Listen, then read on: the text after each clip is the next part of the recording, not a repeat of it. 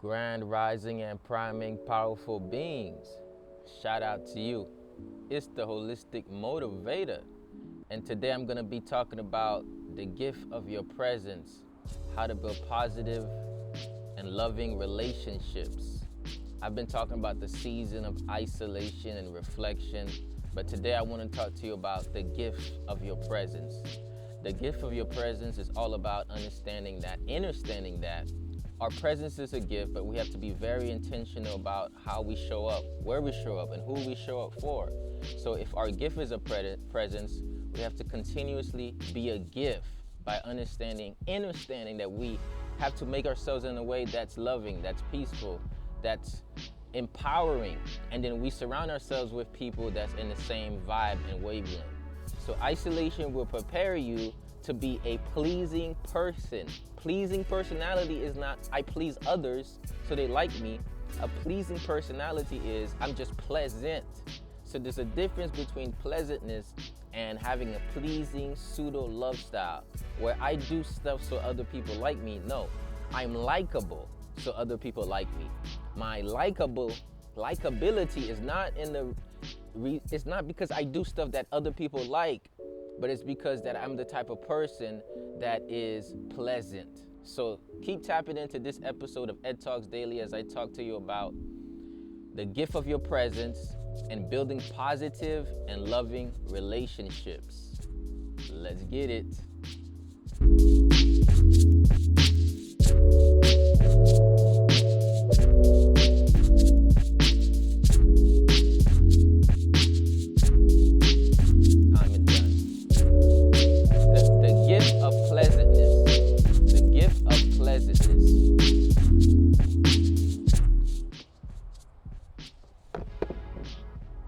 Okay, shout out to everybody who's tapping in. Thank you for letting me know, give me that adjustment.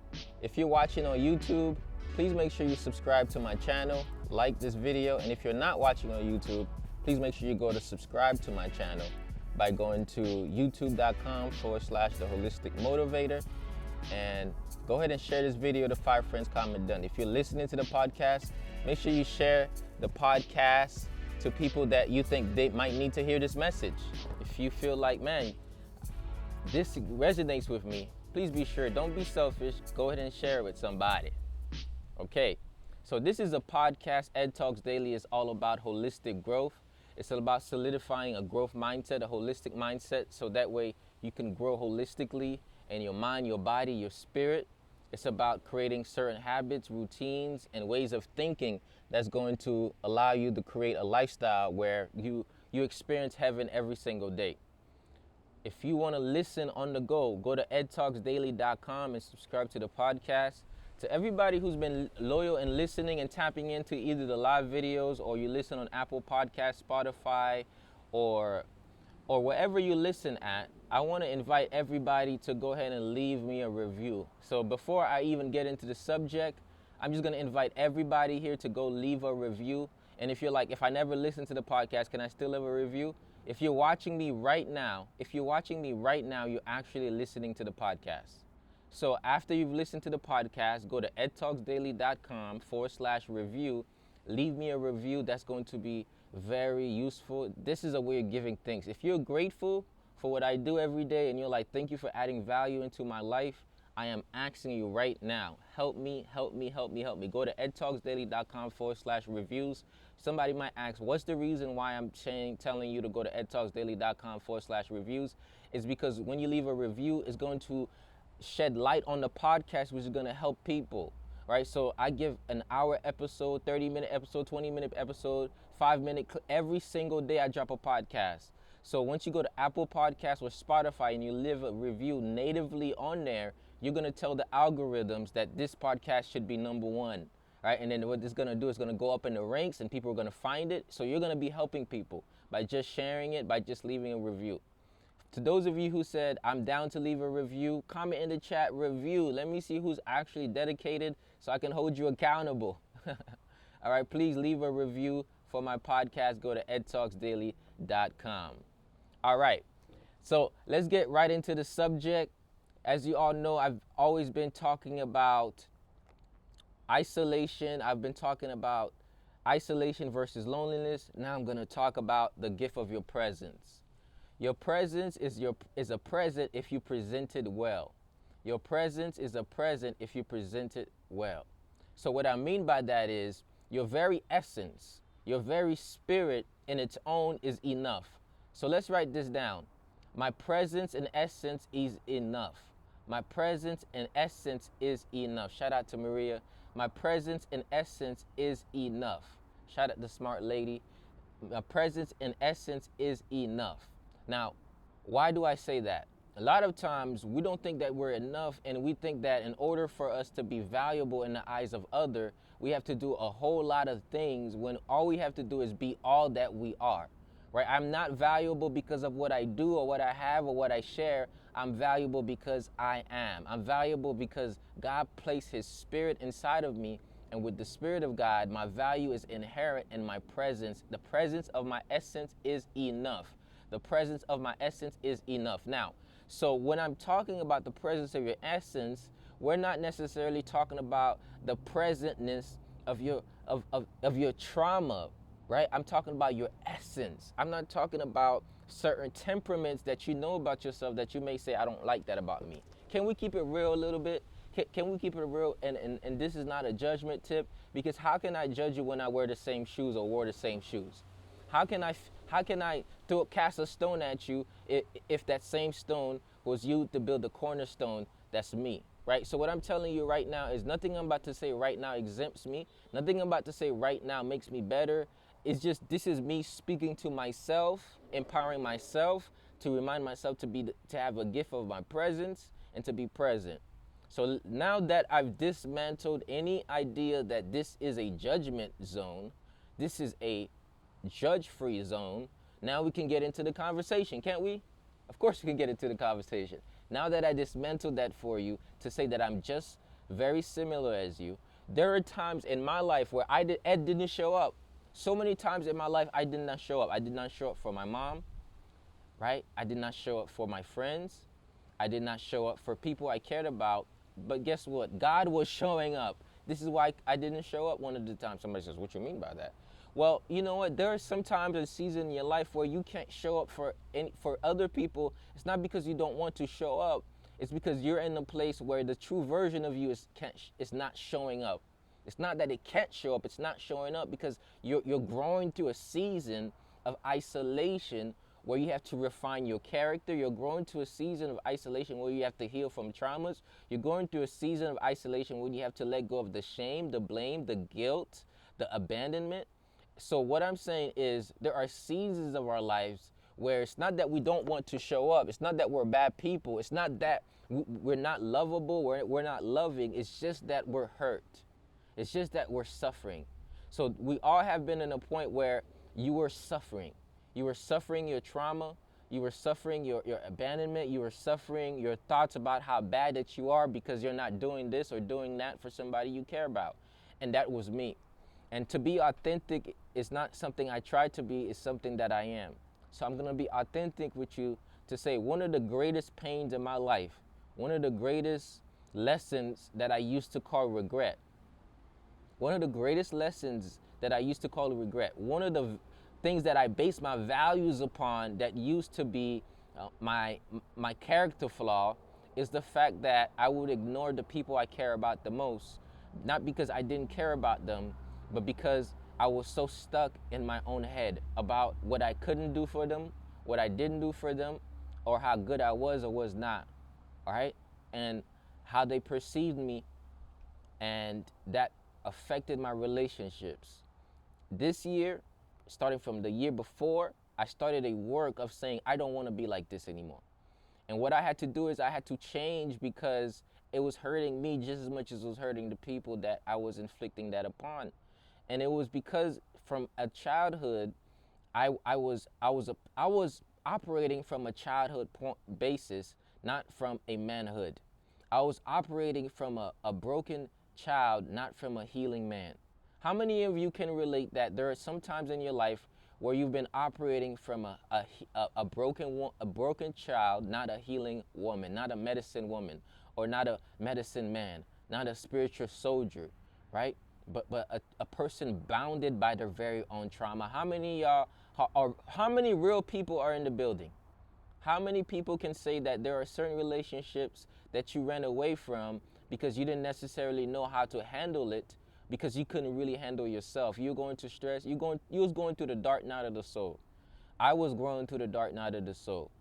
And the people who was affected by my dark night, the reason why they were affected by my dark night was because they reminded me of the dark night.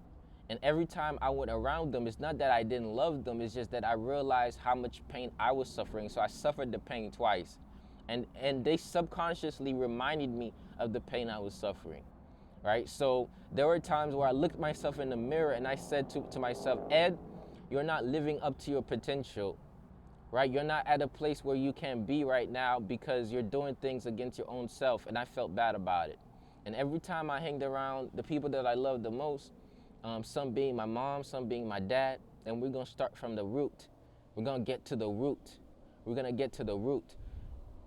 They reminded me of where I wasn't in life, where I knew that God was taking me through a better journey, even though I wasn't where they wanted me to be. So they wanted me to have kids. They wanted me to be financially wealthy, which I appreciate. They wanted me to have a job. They wanted me to do all the things that God was telling me that I didn't need right now. So every time that I met them, it's not that they made me feel bad about myself. They didn't make me feel anything. I felt bad because they mirrored myself.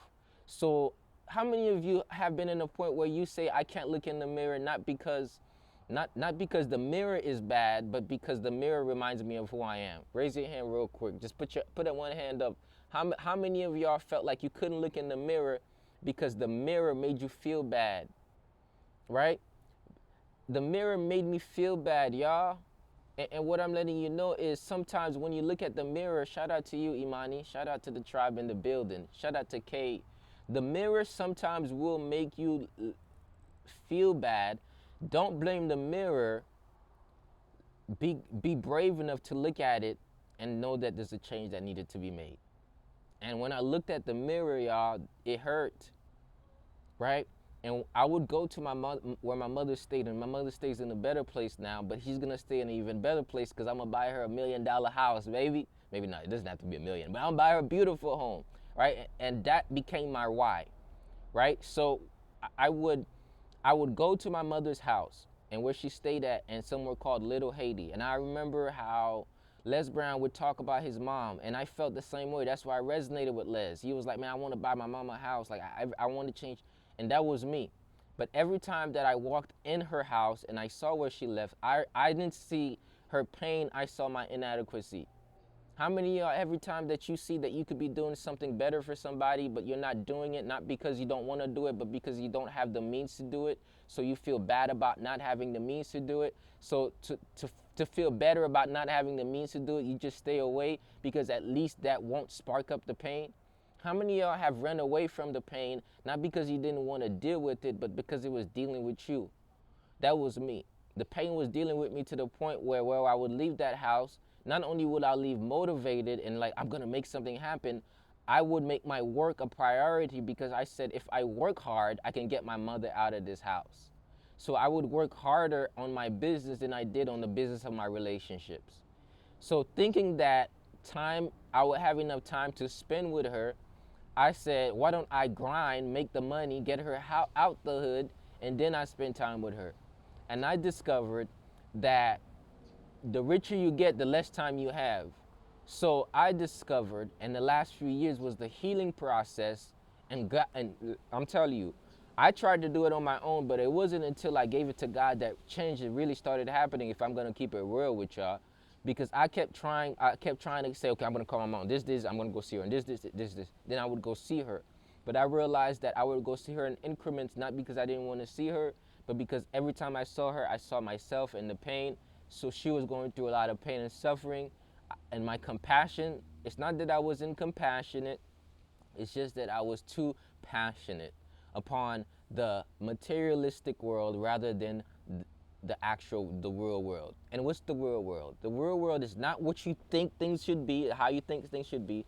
The real world is not how you think you should be. It's not shooting all over yourself. The real world is realizing that how you choose to be right now and your presence is the essence. Your presence is a present if you present it well.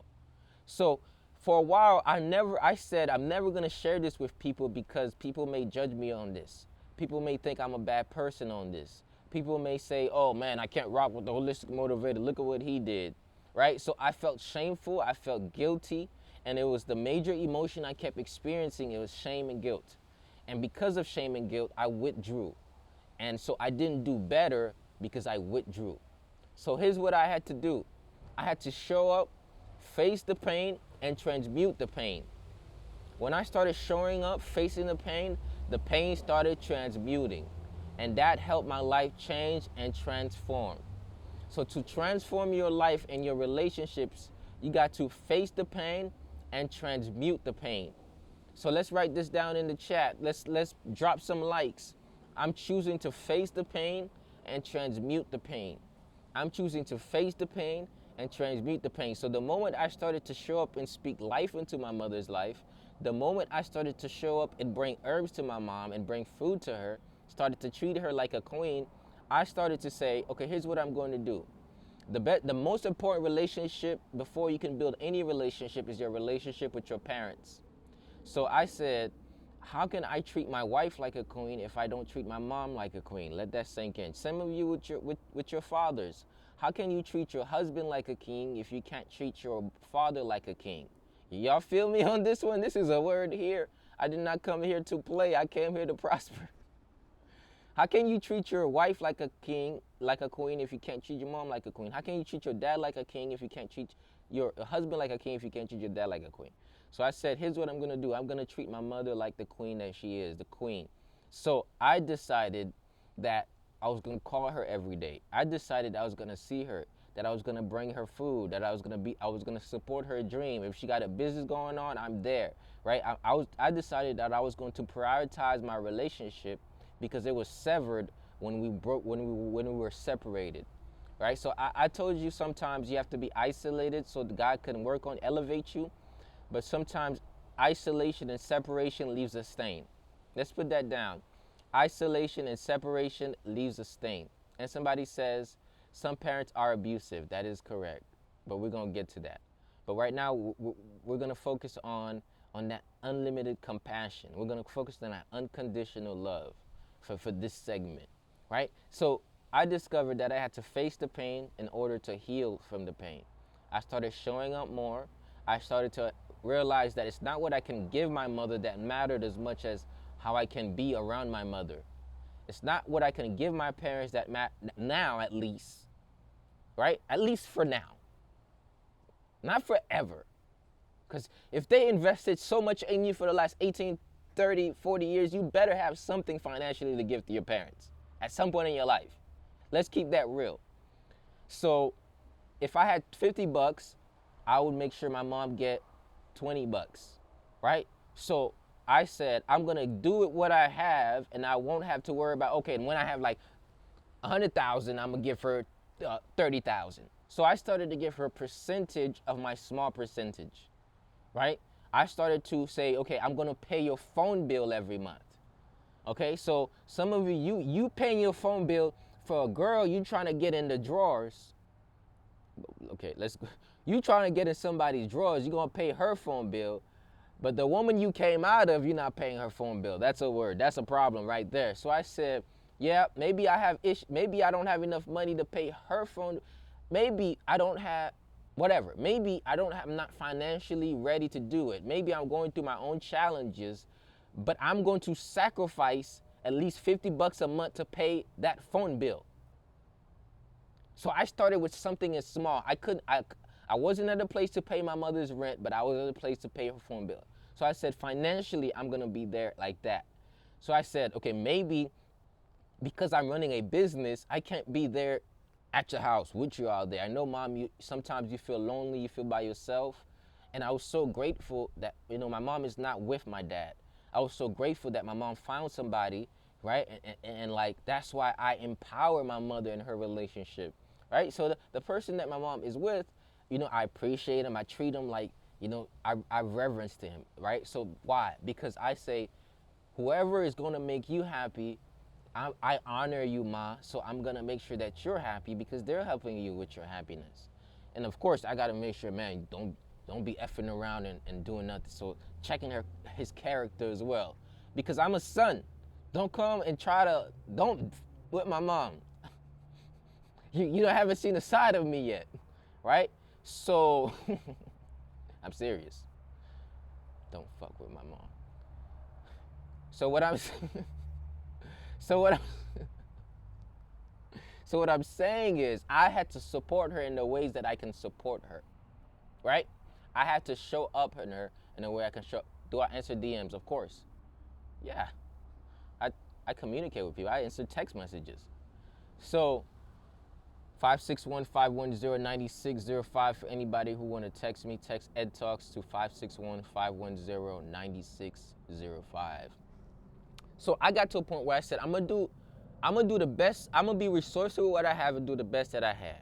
But let me tell you, it's not a linear process.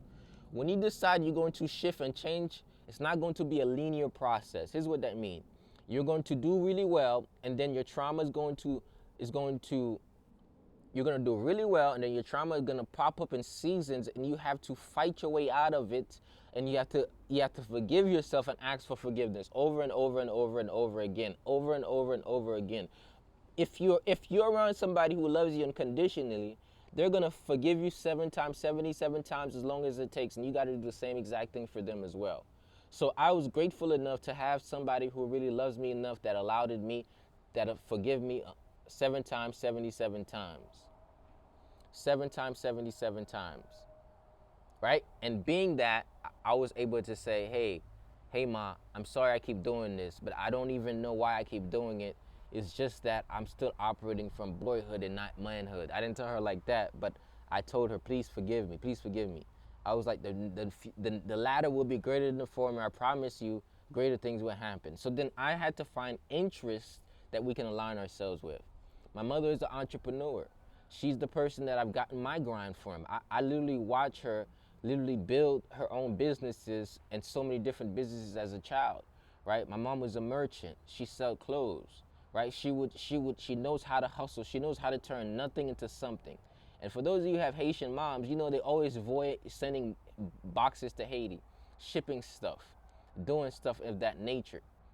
So I said, Ma, you want to start an oil company? I'm going to help you with that. So what I started to do is I started to empower my mother because I figured out that there was a point where by coming together in what we're both passionate about, we can find a place where we can grow together, right? So that's the next principle. I'm giving you a story, but I'm giving you principles. I hope you're hearing the principles. So the principle is do the best you can with the little that you have. Know your presence is the greatest present. Be there even though you're not always there. Forgive yourself and grow for your childhood issues and traumas, and keep asking for forgiveness. Keep making the adjustments until it shifts. Don't ever give up on the person. Don't ever give up yourself. Keep working on at it because it matters. So those are the principles that I wanted to share with you through those stories. So now what I do is I keep adjusting to be there. I keep reminding myself. But here, let me share a testimony with y'all. The moment my life shifted, it wasn't when I consciously made a decision. It was a 7-day fast that I did. And God just it was like a presence that came inside of me and revealed and broke the chains of those traumas, of the guilt and the tripping. So I started to change my language to myself. I started to stop feeling bad. I started to say, I'm a bad son, right? I started to stop saying I'm a bad son. I started to stop saying things like, oh, I'm not doing right by. I started to say every single day, I'm going to be present, I'm going to be here. I'm going to be joyful. I'm going to be loving. Right? So I changed my words. So building positive and loving relationships has to do with changing the way that you think, changing your words, and changing the way that what you affirm to your life. So when you change what you affirm to your life, you change what you affirm to other people. Please, let's keep the comments in alignment with what we're speaking about, right? Please, so what we do is we literally, when you're able to do that, just drop some flames in the chat real quick. So when we stay in an alignment with what it is that we're growing through, we have to understand that as we keep our alignment with where we want to heal to, we keep growing to another dimension because we make it a priority. We have to make healing a priority. We have to make healing a priority. And how we prioritize healing is we have to say, my future is more important than my past pain. Right? My presence is a present and it's more important than my past pain. If we don't make our presence and our future and our more important than our past pain, we're going to keep reliving the pain and calling it our present. And we're going to missing the present of life. If you put towards the future what you can do today, you're going to be missing out on what you can have today. And that is loving and healing relationships. How many of y'all have been running away from certain people because you just feel bad about the past? How many of y'all have been suffering the same trauma and you just say, okay, when I get this, then I'll do that. When I'm here, then I'll show up. When I have this, then I'll provide. Nah, you can't live in the future because it's not promised. Exactly. So the future is not promised. We have to stay in the present. And the present is the presence, because your present is more important than your past pain. Don't rob yourself of your current present by putting out for tomorrow what you can do today. So in this season, how can you love on the people you care about the most? How can you be there for them? Even if it's in pain, even if it makes you sad. It's not about you sometimes. Let's put that in the chat. It's not always about me. It's not always about how I feel. Healing is not, oh, I feel like healing, so I'm showing up to heal. Healing is, I don't like how I'm feeling, so I'm showing up even though that it hurts, right? It's really facing the pain head on, right? If you don't want the pain to keep perpetuating in your head, you have to face the pain head on. And sometimes there are certain people that it's painful to be around because of your past pain. But we have to start to do the healing work. This is why I started to do healing work. Healing work for me was every single day letting stuff go so I can grow. Healing work for me was every single day educating myself on my traumas. Healing every single day was speaking some power into my life, right? Healing every single day was feeling my emotions and not drowning them out. Healing every single day was making the phone call and sending the text message and paying the bill and showing up. So in order for us to heal, we have to show up. In order for us to heal, we have to be willing to sacrifice the time that we spend on our hustle for the time that we spend building the love muscle. Look, some of you became a workaholic that you're ignoring your life. You become a workaholic that you're ignoring your relationships. So your excuse is, I don't have time.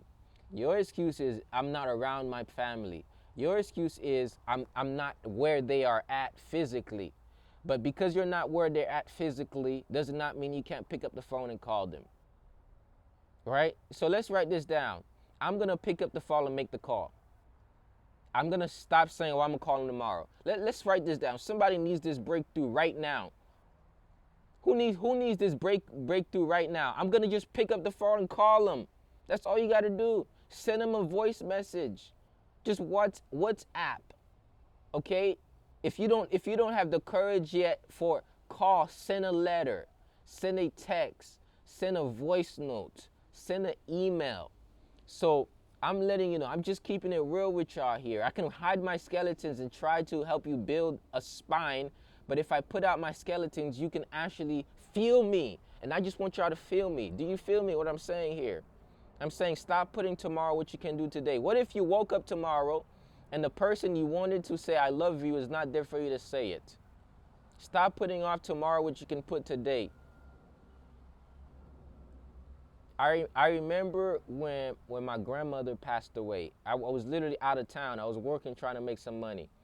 And I remember every day waking up and saying, Grandma, let's do some Qigong, let's do some Qigong, let's do some Qigong, or these are some herbs you can take. And she would kind of deny what I said, but I wasn't as persistent. I wasn't as resistant to her denial because I was thinking I was denying, but she was at a mental block, right? So there were times where like I would just stay in my room and my grandma would be doing what she was doing. And she's my step grandmother, but she's my grandma, right? because I grew up with her and I love her, right? Just like my grandma on my mom's side and my dad's side, right? So when I talk about moms, it's like weird. It's weird, right? It's a dynamic, right? So I have step family and I have my family, but I consider both of them my family, right? So it's like I would tell my grandma every single day, Grandma, I got some movement that can heal you, and then she would deny it. She didn't accept my help up until 4 weeks before she transitioned. And when she did accept my help, I started helping her, and then I got an opportunity to go out of town to make some money, and I didn't recognize the dire of her situation, but I was looking at the dire of my pockets. So I went out and I went and did whatever I had to go do. I went out of town and I made some money. But then I got a call. It was a Friday evening. I was on the road. I was sitting in the back of the car, and my cousin called me and said, "Ed, your grandma passed away." And like my heart literally just like my lungs just like, right? I was in distraught. I was like, dang, she just finally accepted my help, and I left.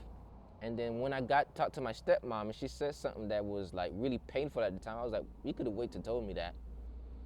And she said a couple of days before grandma passed, she said, you see, he left so he couldn't help me anymore. I was like, Grandma, that's not why I left. I thought when I got back you'd be here and that we just continue the work. I wasn't trying to go because, I didn't want to help you. Like, I've been trying to do this for the last 2-3 years. Like, I hope you would have like accepted it. I wasn't trying to do that. But she was like, and then that's what my stepmom told me, and I was like, that was another thing. And from that day forward, y'all, I remember my chest was like this. I was caved in. My lungs was hurting. I was like distraught. And when you're in grief, you literally kind of lose your power. Like, I was just like this. You can see it in my video. I still had the courage to make a podcast episode right after that, and I talked about it. And then after a couple of weeks, my chest started to come back up because I decided that I was going to transmute my pain into passion, to be there, to keep pushing people even when they don't want to push themselves, to keep resilient, to not make it about me, to stop being in a place of, oh, they're denying me, to say that they're just in the process and they're developing, and to keep finding ways to put it in. So now I've made that part of my character. So even when my mom is like, I'm like, Mom, let's fast, let's do this. I just, okay, I'm going to bring you the juice. You don't want to, okay, I'm going to literally bring the juice and give it. Now she starts to, oh, I like the juice. I'm going to make you the salad, right? I'm going to get you the herbs. I'm going to keep talking to you about it over and over and over and over and over and over till you get tired of me, right? Because I love you so much that I will not give up on you even though you don't see the value in what I'm offering. So yesterday my mom had some soda. I was like, I looked at her. She already knew what I meant. She's like, yeah, I shouldn't be drinking that. I was like, you know you shouldn't be drinking that. And she's like, okay. I was like, Mom, you shouldn't be eating that much red meat anymore. She's like, yeah, you're absolutely right. I'm gonna start doing fish now. I was like, okay, that's a start. I was like, Mom, you should be getting more fruits and vegetables. So now I'm like, here's the fruits, here's the vegetable, here's the juice. You get what I'm saying? So here's what I discovered. Sometimes the people we love so much won't always accept our help. And when they accept our help, it might be too late. But here's what we have to do. We have to step outside of ourselves and say, they're not denying me. They're just at a place of denial. They're not denying me. This is just how they've been up to this point. We have to keep showing up for them. This is unconditional love. So had I been around and had people really listen to me when I spoke, I was like the black sheep of the family, really. Because I kept saying, man, Ma, don't give her no meat, man. Don't be giving her this. I'd be like, eat the vegetable juice. Like, nah. I'm like, why y'all not listening to what I'm saying? I'd be like, don't go get that scene. I'm like, y'all not listening. It frustrated me. Because it's like, bro, it's like, I know better, but you're not listening to me. You know me so much that you're not hearing me. And I was tired of it. I'm literally like, yo, it's like, it's a verse in the Bible that says, the prophet is not accepted in his hometown. Right? But in your own household, they're not going to accept you. They're not going to accept what you have to say. Even the people you go to high school with, college with, it's going to be complete other people. They're not really going to see you. So I'm like, I was frustrated because I was like, man, if only y'all would listen to what I'm saying. Y'all not hearing me. You think I'm crazy. You think I'm making this stuff up? I see the truth. I see it right in front of me. It's like, that's how you feel you feel like the black sheep of the family. But they was not denying you. They were just fighting for their old self. And that's when we have to relinquish our need to control people, when we understand they're fighting for what they think they know. They're fighting for what they think is true. So part of love is keep being resilient and speaking it, even if they you just have to keep being resilient. Let's comment this. I'm going to be resilient towards loving on the people I love, just as I'm resilient in my business. I'm going to be resilient in loving the people I love and sharing the information that I know. You are the one in your family.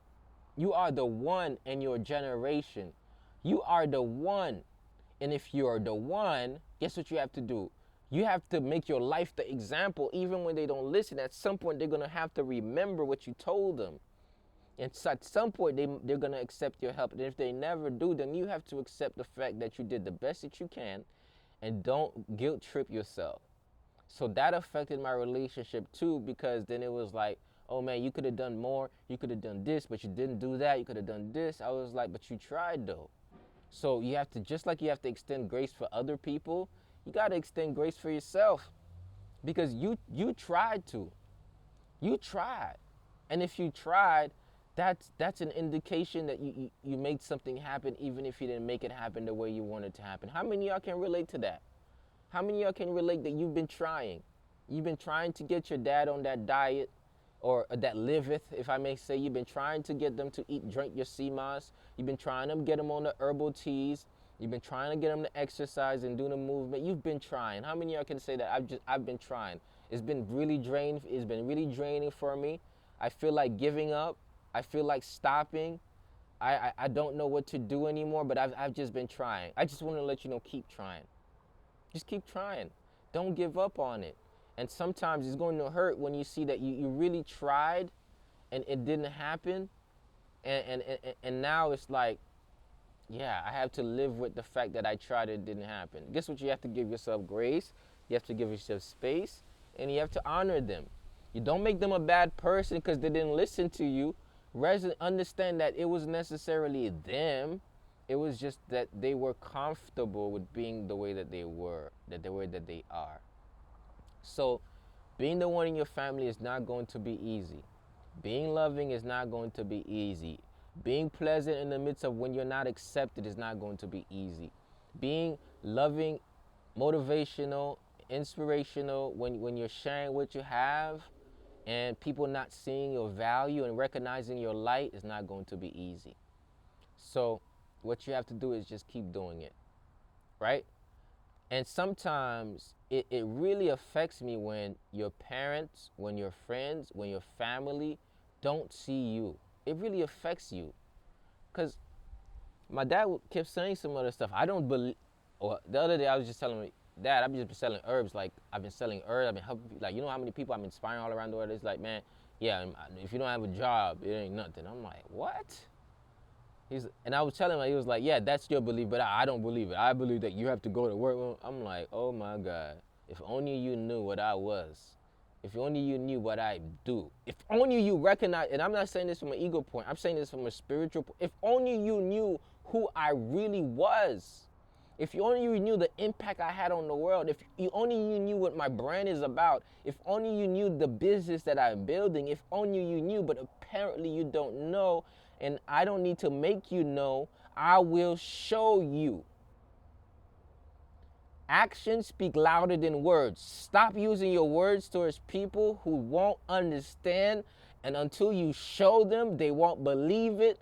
And so sometimes you will speak it, but they won't believe until they see. Not everybody has faith in you by your words. They will have faith in you by your deeds, but you gotta have faith in yourself because they not traveled the road you traveled on. They not been on the path you've been on. They're not grown to where you're going. They were not called to be where you're going. They were not anointed with the anointing you have. They was not chosen to do the work you were chosen. You can't force them to understand. You can't force them to be on your side. You can't force them to live your lifestyle. You can't force them to do anything, but you have to be a force to be reckoned with. Let your deeds show. And it is sometimes you got to show them that, look, I was crucified and now I came on the other side and I am better because of it.